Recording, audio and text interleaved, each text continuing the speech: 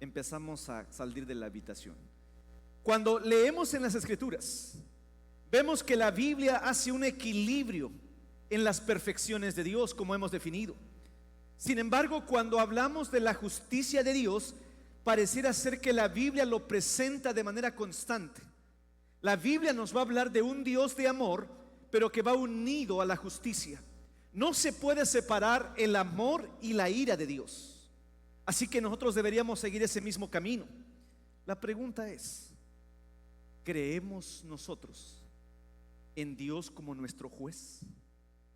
¿Realmente has meditado en esta perfección de Dios como tu juez? Parece que muchos no creen en Dios como su juez. Nos gusta ver a Dios como nuestro Padre. Nos gusta ver a Dios como nuestro ayudador. Nos encanta ver a Dios como nuestro amigo, que nos ama a pesar de nosotros. Pero hermanos, no nos gusta escuchar que es un Dios que castiga, que es un Dios que disciplina. Eso nos pasa con nuestros hijos. Nuestros hijos casi nos adoran, pero cuando saco el cinturón, papi, ya no te quiero así. Mami, ya no te quiero así, cuando estás con la chancla, ¿no? Es decir, nos aman cuando sienten que los apapachamos, cuando les damos caricias. Pero cuando nosotros vamos con la regla, cuando nosotros estamos enojados, ahora aguas, porque los papás se enojan, ¿verdad? O vendré de otro planeta, como digo. Es decir, es inevitable no enojarnos como padres, pero ¿qué dice la Biblia? Airaos. Pero llega un momento en que ellos deben mirar la seriedad de la disciplina, deben mirar la seriedad de la autoridad y del juicio de los padres. Pero nosotros nos encanta corregir a nuestros hijos. Pero cuando eso lo aplicamos a Dios, también hacemos lo mismo que ellos. No nos resistimos ante la idea de que Dios castiga, de que Dios disciplina. Hermanos, amor, hay que hablar de amor. Nos encanta hablar del amor, pero cuando hablamos de las cosas que Dios quiere corregir en tu vida, como que ahí ya no nos gusta. Nos resistimos a la idea de que es un Dios que está llenando las copas de su ira. Lo bueno que su paciencia es infinita, ¿no? Sin embargo, es importante entender que Dios es un juez justo. Ahora, vean, hermanos, que no nos gusta hablar de Dios como juez, pero nos encanta quejarnos de las injusticias. Este atributo en teología se llama un atributo comunicable. Dios es poderoso, nosotros no. Dios es omnipresente, está presente en todo lugar a la misma hora, y ya lo prediqué ese atributo, nosotros no. Sin embargo, la justicia es algo que Dios también ha puesto en sus hijos. Por eso a nadie le gusta la injusticia. Por eso nos quejamos de la injusticia. Hermanos, también es cierto que hablar de la injusticia es recordar que es el pan diario. La injusticia, hermanos, es una experiencia común y cotidiana. A donde voltees te vas a encontrar que hay mucha injusticia en la ciudad, en la colonia, en el país, en el mundo. Hermano, tal vez hoy me voy a dirigir a alguien que está pasando por una situación de injusticia. Estás viviendo una experiencia de injusticia. Ahora, lo que yo oro y deseo es que lo que estés pasando por injusticia sea por causa de vivir vida centrada en Jesucristo. Porque si estás viviendo injusticias por causa de tu pecado, también te va a alcanzar la ira de Dios. Pero si hoy estás viviendo una situación de injusticia por causa de vivir una vida recta y centrada en Dios, esta palabra es esperanza para ti. Esta palabra es esperanza. Tal vez han sido injustos contigo y todavía no has podido perdonar. El día de hoy voy a darte la clave de cómo aprender a vaciarnos de esos sentimientos cuando no hiciste nada y la gente te ofendió y fue injusta contigo. Vayamos a la palabra. Vean cómo comienza el salmo. El salmo comienza diciendo: Jehová reina. A ver, lee conmigo este texto. 1, 2, 3.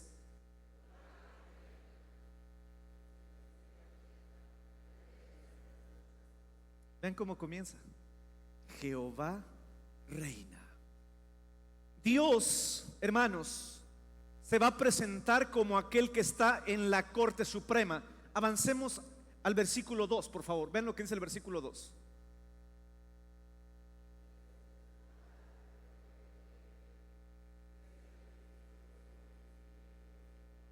Yo les dije este momento. Dios reina. Dios es justicia. Por tanto, todo su accionar es justo. Pero el salmista comienza poniendo los fundamentos. Él dice: Dios reina. ¿Y cómo da paz eso? Jehová reina. Por lo tanto, él hace una invitación a recordar primero la posición de Dios. Él nos recuerda dónde está Dios, y él está sentado en el trono. Por lo tanto, él invita a que nos regocijemos. Regresamos al versículo 1. Regocíjense. Luego avanza y dice: vean esto, hermanos, alégrense.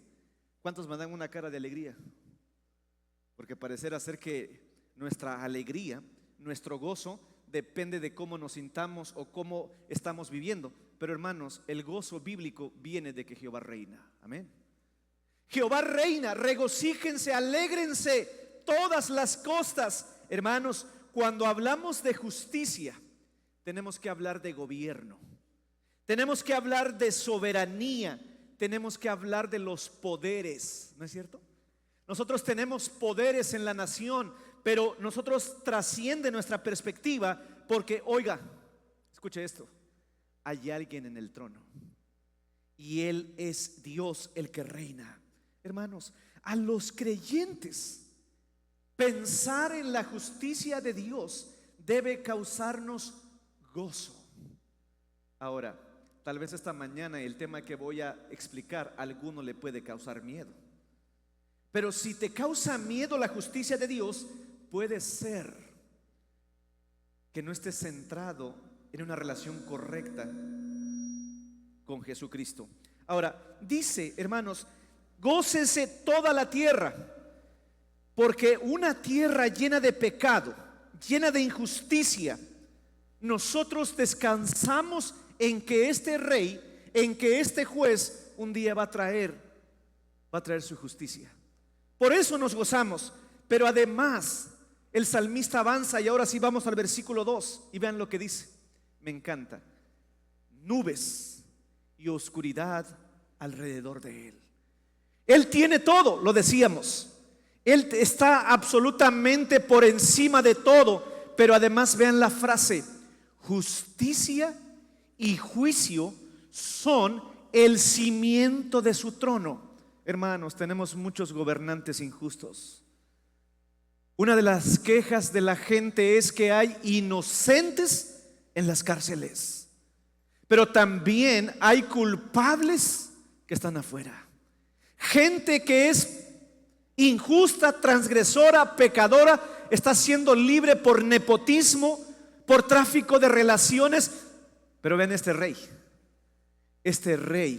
si algo distingue su reino, es justicia. La base de su reinado, la base de su trono es la justicia y el juicio. ¿Qué significa esto?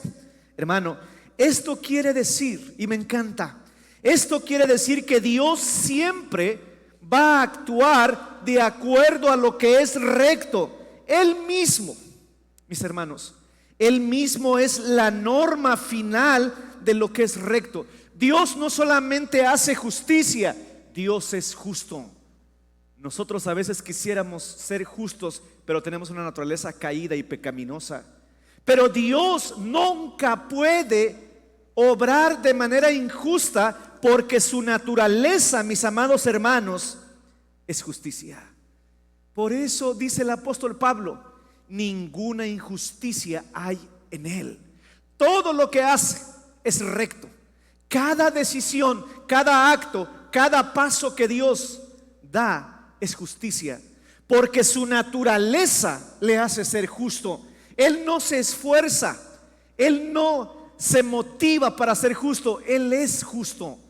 Hermanos, su propia naturaleza le hace hacer que todas sus acciones, que todas sus palabras sean rectas. Sin embargo, me llama mucho la atención que el escritor utiliza dos palabras juntas con pegada. ¿Ya vieron?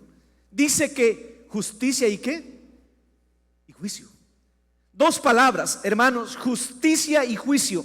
Leyendo cuidadosamente en las escrituras, nos vamos a encontrar la estrecha relación que existe entre la justicia y el juicio.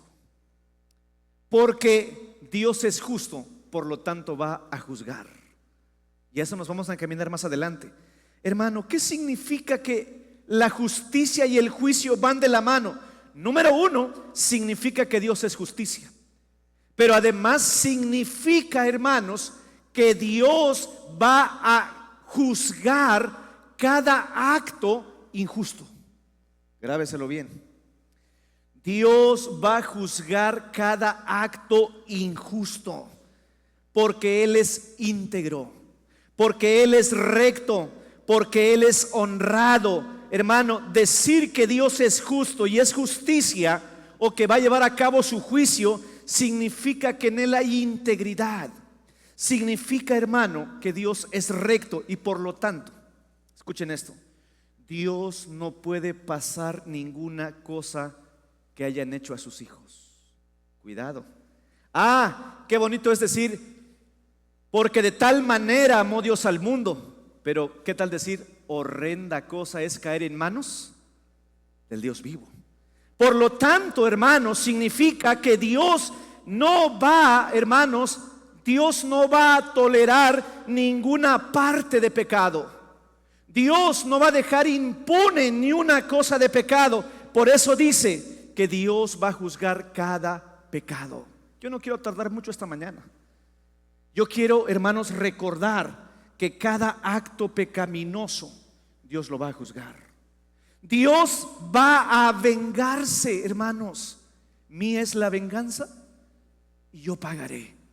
Hermanos, dice que Dios, escuchen esto, Dios no dará por inocente. Dios no dará por inocente al culpable. Hermanos, Dios conoce todas las acciones. Todos los actos de los seres humanos están en la lista de Dios. Por eso, hermanos, nosotros no tomamos venganza por nuestra propia cuenta. No trates de pagar el mal ¿con qué? Con el mal. Ora por esa persona, pero también encomiéndalo a las manos de Dios, porque cada vez que tú oras por alguien que ha sido injusto, alguien que ha sido corrupto y que ha cometido transgresiones, dice que ascuas amontona ¿sobre qué? Sobre su cabeza. Hermanos, la Biblia dice que Dios siempre juzga, que Dios siempre castiga el pecado y la iniquidad. Hermano, Dios no puede tolerar las injusticias. Por eso dice el Señor Jesucristo: bienaventurados los que tienen hambre y sed ¿de qué? De justicia, porque ellos serán saciados. Porque Dios no puede dejar ningún pecado sin que Él descargue su ira, sin que Él lleve a cabo la sentencia. Hermano, dice la palabra que la justicia de Dios está siempre reclamando. Hermanos, nosotros a veces pasamos por alto algunas cosas, pero Dios no olvida. Dios no olvida. Y como su propia naturaleza es justicia, Él no puede dejar que ninguna cosa injusta se quede sin juicio. Hermanos, a veces en las cortes se tapan las cosas para que las personas culpables no se juzguen. ¿Y cuántas transgresiones no se han cometido?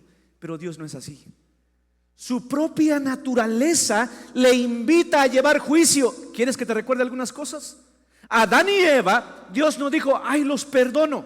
Los expulsó del paraíso. Y no solamente los expulsó del paraíso, vino la paga de su pecado. ¿No es cierto? La paga del pecado es, murieron, hermanos, en ese día espiritualmente.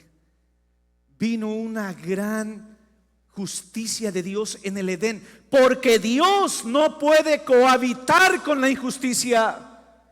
Dios no puede estar con la injusticia. El juez justo no convive con la injusticia, la tiene que castigar de manera inmediata. ¿Qué decir del diluvio? Dios desapareció a toda esa generación. ¿Qué decir, hermanos, de Sodoma y Gomorra? Apareció fuego y azufre, ¿de dónde? Del cielo. Unos personajes quisieron burlarse de Dios, llamados Nadab y Abiú. No le vayan a poner así a sus hijos, ¿no? Porque la tierra se abrió en ese mismo instante. Hubo otros pseudo servidores de Dios que dijeron: vamos a vender un terreno y vamos a ponerlo a los pies de los apóstoles. Y le dijo a su esposa: oye, tú, ¿por qué no agarramos un poquito y le decimos otra cantidad a los apóstoles? Hermanos, en ese momento, vean esto, yo no sé cuántos permaneceríamos si la disciplina seguiría siendo así, porque Dios trajo disciplina sobre este matrimonio y cayeron en ese mismo instante muertos. El apóstol Pedro tuvo que decir a los diáconos, si es que había: vengan a jalar a estos cuerpos. Y hermanos, salieron, expiraron. Primero el esposo y después la esposa. ¿Dios es un juez justo? Sí. Dios no va a permitir. Ahora la pregunta es: ¿quién de los que está aquí, hermano, no ha cometido una injusticia? ¿Quién de los que está aquí es una persona justa? Dice Pablo: ¿no hay justo? Señor, dice Abraham, Señor, si hubieran 50 justos, ¿tú destruirías a Sodoma y Gomorra? Claro. Dice Abraham: a ver mis cuentas, no llegamos a 50. Si hubieran 30 justos, ¿tú destruirías a Sodoma y a Gomorra? Claro que no la destruiría, si hay. Hermanos, hasta que llegó y dijo: no hay justos. Y el fuego y el azufre, hermanos, literalmente cayeron del cielo. Cayeron del cielo. ¿Por qué? Ahora la pregunta es: ¿y por qué tú y yo estamos aquí? ¿Por qué nos tenemos que gozar al ver a un Dios que Él puede juzgar y aniquilar el pecado hasta reducirlo a nada? ¿Sabes por qué estamos aquí? Porque Dios ha castigado el pecado. Hermanos, Romanos 3, 24 y 25 responde una pregunta. Escuchen esto. Anselmo de Canterbury se preguntaba, escuchen lo que se preguntaba: si tú eres un Dios justo, supremamente justo, ¿cómo es que puedes perdonar a un pecador como nosotros? Hermanos, ese problema se resolvió en la cruz. Porque en la cruz Dios derramó toda su ira sobre su Hijo, porque la justicia de Dios reclamaba un pago. La transgresión del ser humano había sido grande delante de Dios, y por lo tanto la justicia exigía un pago enorme, y no había ni uno. Por eso Dios tuvo que enviar a su propio Hijo. Hermanos, en la cruz la justicia y el amor se besaron, porque Dios estaba amando al ser humano, pero no puede haber amor sin juicio. El que no disciplina, a veces me quisiera meter con esos padres que están ahí sus hijos y no le dicen nada. Yo nada más me aguanto las ganas, ¿no? Porque hasta le vienen y le pegan en la cara a sus papás, y ahí están los chamacos todos irreverentes. Y es que los amo, pastor. Te veo en la oficina pastoral, ¿no? Porque amar, hermanos, también significa disciplinar. El que no ama a su hijo no usa la vara. Porque a veces hay impertinentes los niños, emperadores, y el papá: no lo voy a tocar porque si no lo voy a traumar. ¿Qué traumar ni qué nada, no? Me van a venir los derechos humanos. La Biblia dice que la disciplina al tiempo presente es causa de incomodidad, pero después, ¿quieres tener hijos que al rato no te llamen porque está robando, porque está reclamando sus derechos allá afuera? Disciplínalos. Las mamás ya no duermen allá a las 3 de la mañana, ¿dónde estará mi hijito? Pero cuando tú sabes que tienes hijos confiables, te vas a dormir tranquilo, porque donde quiera que se encuentren tus hijos, pero los has hecho rectos, escuchen esto, Si tú tienes hijos rectos, los vas a dejar salir y vas a confiar en ellos porque tienen temor de Dios. ¿Cuántos decimos amén? Aquí ya no todos, ¿no? Pero cuando no tenemos hijos, que desde temprano les empezamos a mimar absolutamente todo. ¿Por qué? Porque el parámetro bíblico es que Dios nos amó, pero no dijo, ay, te perdono y ya. Porque hay gente que piensa que el amor de Dios es así, hacer sobrepasar todo. Hermano, ¿dónde está el amor de Dios, pues? Hermano, Dios tuvo que castigar a su propio hijo. Y su hijo murió en la cruz. Elí lama sabactani. Padre, ¿por qué me has desamparado? Jesucristo, hermanos, no estaba preocupado por los romanos que lo habían matado. Él estaba experimentando, escuchen esto, Jesucristo experimentó la ira santa de Dios. La tierra tembló, se oscureció la tierra porque estaba siendo la justicia de Dios satisfecha. Mató a su propio hijo. El credo dice, descendió a los infiernos porque estaba experimentando. Hermano, ¿quién mató a Jesús? ¿Quién llevó a Jesús a la cruz? La justicia de Dios. Pero ahora, aparte de la ley, se ha manifestado la justicia de Dios. Y vean lo que dice Pablo: porque Él puso a su Hijo en propiciación por nosotros. ¿Sabes qué significa propiciación? Un día en un campamento les dijimos a los chicos, la mascota del campamento va a ser un corderito. Ay, qué tiernos los corderitos, ¿no? Ahí lo tenían, lo cuidaban, porque los millennials, eso sí, cuidan muy bien a los animalitos, ¿no? Ahí lo tenían al corderito y todo lo demás. Lo llevaban de aquí para allá y lo amaban y decían, ay, qué bonito, lo vamos a llevar a casa. Y al último día dijimos enfrente de ellos, lo vamos a degollar. Agarramos al corderito y lo degollamos algo, porque quisimos ejemplificar lo que se hacía en el Antiguo Testamento. Había señoritas que lloraban.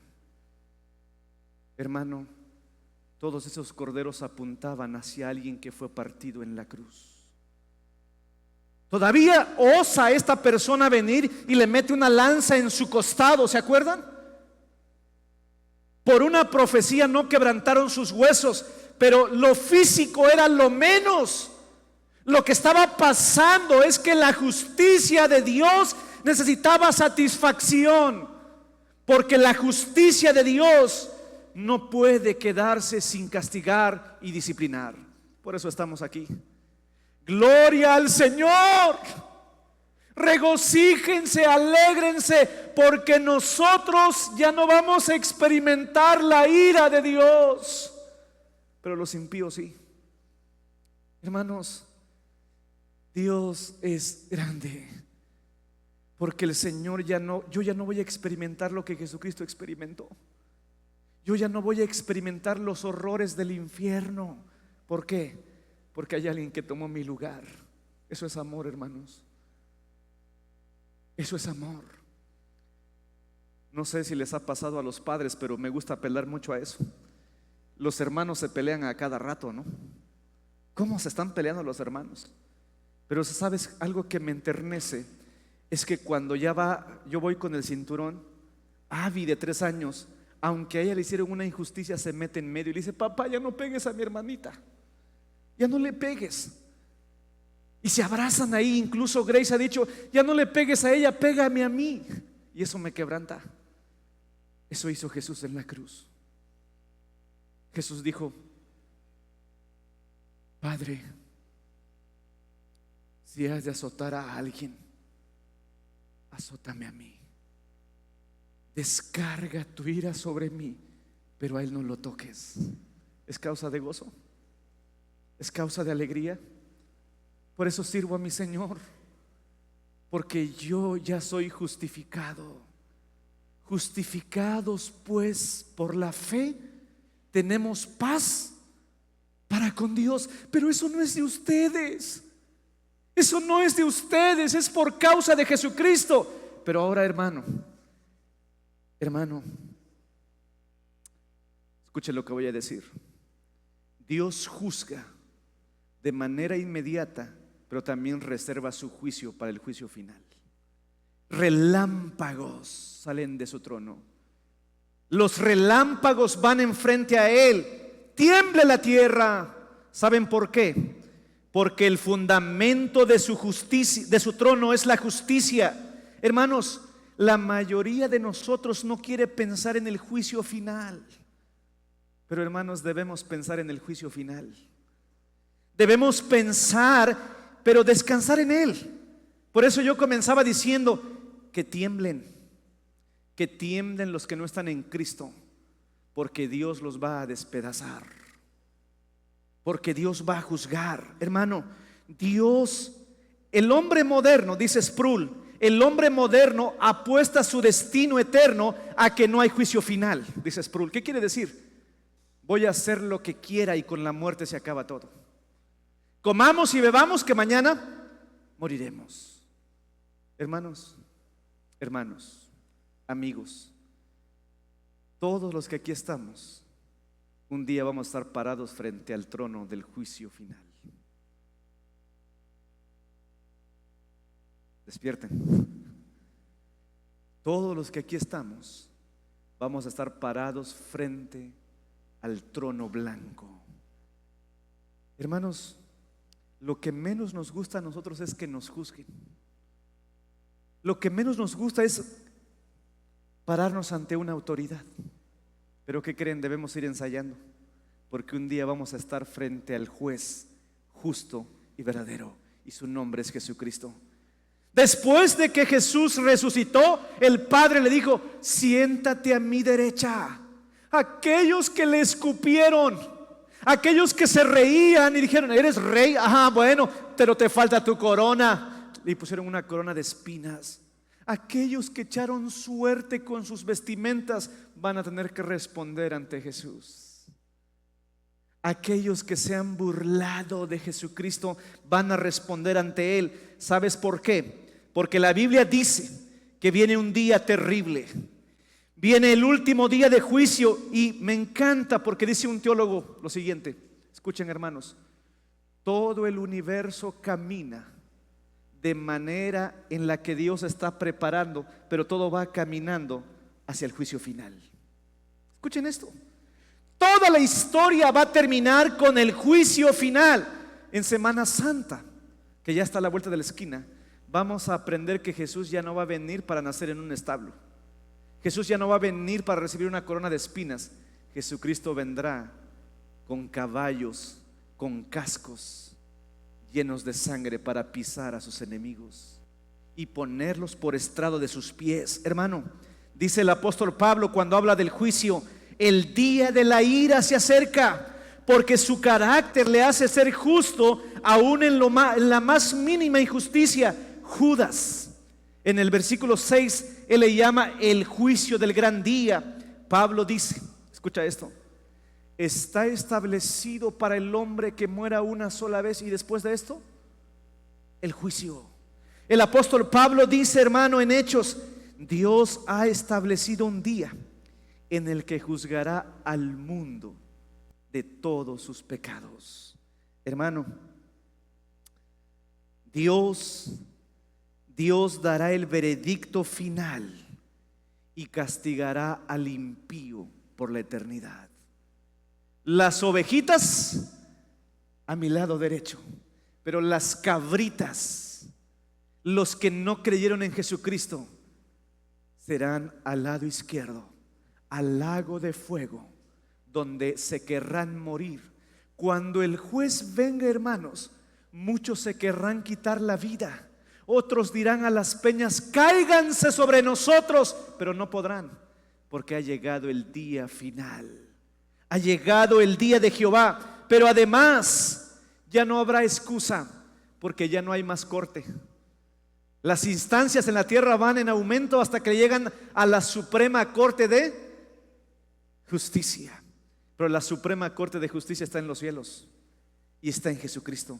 Ya no va a haber apelación, hermano, más alta, porque cantábamos hace un momento: Él es excelso, Él está por encima de los dioses.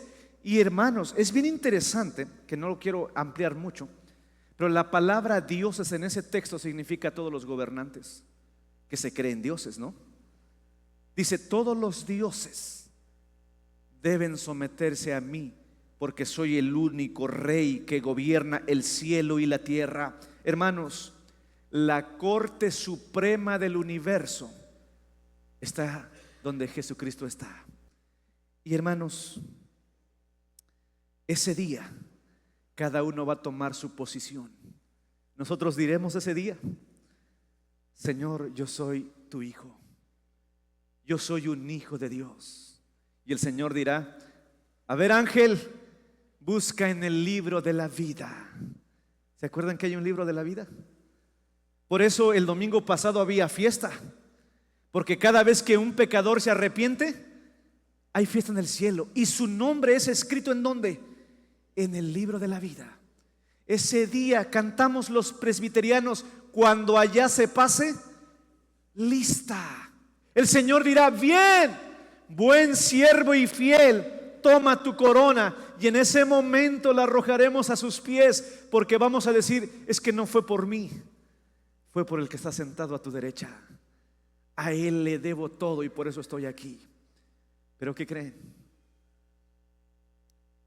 Ese día también veremos cómo Dios va a consumar su justicia con aquellos que nos han lastimado, con aquellos que han sido injustos. Ellos sí experimentarán la ira del gran trono blanco. Hermanos, por eso seamos pacientes. No me gusta decir esa frase porque no es bíblica, y no nos vamos a reír de los que estén sufriendo en ese lamento. Pero hay unos que dicen, la venganza es un plato que se come, ¿qué? Porque, hermanos, será terrible. Sin embargo, ya no podremos hacer nada, porque habrá una gran separación. Habrá una gran separación. Ahora, yo termino con 3 cosas. Número 1, glorifiquemos a Dios porque es justo. Exaltemos la justicia de Dios, porque dice su palabra, regocíjense la tierra, alégrense las naciones, porque Dios es juez justo. El cimiento de su trono es la justicia. Número 2, sigamos viviendo con esperanza y paciencia, porque nos van a hacer muchas cosas injustas. Van a cometer muchos atropellos con nosotros, pero tú ora por ellos y di. Bueno, a veces en esos momentos, ¿verdad? Hace 8 días en la tarde quería orar todos los salmos imprecatorios. Despedázalos a esos que se metieron aquí, destrúyelos. Pero también los encomendamos a la gracia del Señor. Pero también sé que si ellos no se arrepienten, hermanos, la ira del Señor vendrá y juzgará. Por eso, hermanos, nadie se puede meter con los escogidos de Dios. Nadie. Porque el Señor, miren, un día iba un profeta, ¿no? Y lo subí en uno de mis memes en las redes sociales. Y le empezaron a gritar, calvo, calvo, pelón, le decían. ¿Se acuerdan de ese profeta? Y en ese momento, hermanos, el Señor trajo ira, porque incluso utilizó a los animales para despedazar a aquellos jóvenes. Pero esos jóvenes que se juzgaron ahí, por eso yo hablaba del juicio directo, pero falta el juicio final.